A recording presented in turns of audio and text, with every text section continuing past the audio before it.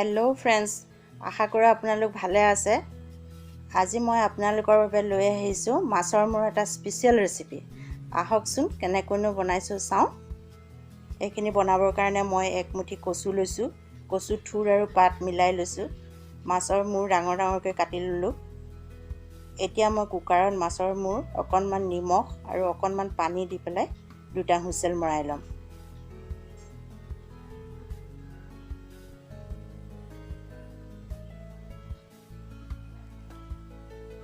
মই মিক্সিত কেইফুটামান নহৰু, এটা বিলাহী,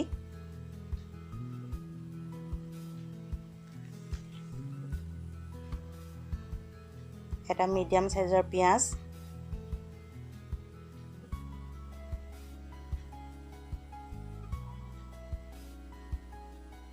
আৰু এটা জলকীয়া দি পেলাই পিচি ল'ম।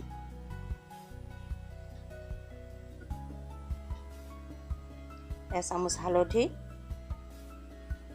1 চামুচ জিৰা গুড়ি, আধা চামুচ ধনিয়া গুড়ি আৰু 1 চামুচ জালুকৰ গুড়ি। ইয়াতে মই অকণমান পানী দি পেলাই থৈ দিম।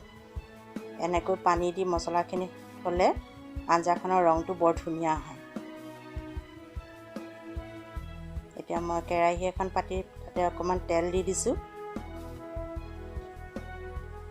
তেল গৰম হ'লত আগতে সিজাই ৰখা মাছৰ মূৰখিনি অকণমান ভাজি ল'ম, নহ'লে বগা বগা হৈ থাকিলে দেখিবলৈ বেয়া লাগে।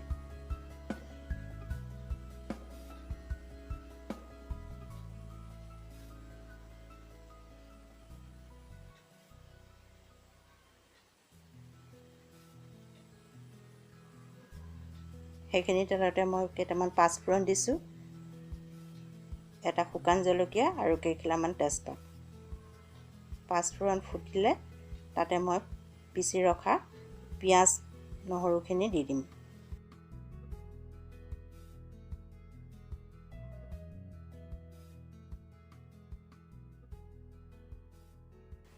এইখিনি মই ভালকৈ লৰাই দিছোঁ।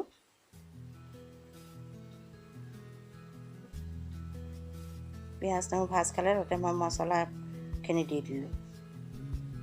আকৌ এবাৰ মই ভালকৈ লৰাম। মছলা দি অলপ সময় ভাজি থাকিম।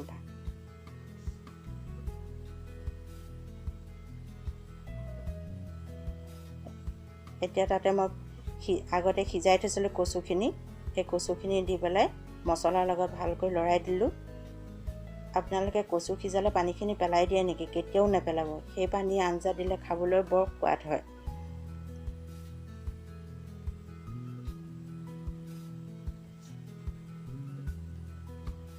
এতিয়া মই তাতে ভাজি ৰখা মাছৰ মূৰখিনি দিলোঁ।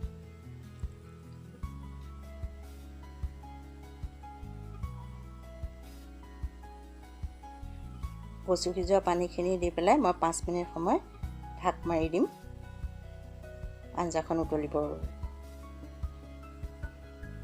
কচুটো আমি বহুত প্ৰকাৰে বনাই খাওঁ, কিন্তু এনেকৈ বনালে খাবলৈ বৰ ভাল লাগে। আপোনালোকে বনাই খাইছেনে বাৰু আগে পিছে? নাই বনোৱা যদি এবাৰ বনাবচোন।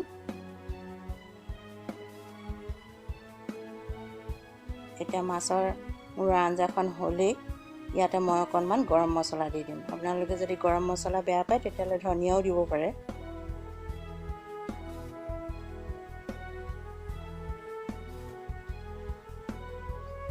এনেকৈ বনালে কচুও খোৱা হ'ল, লগতে মাছৰ টেষ্টো লোৱা হ'ল। আপোনালোকে ইয়াত তেল থকা মাছ দিও বনাব পাৰে।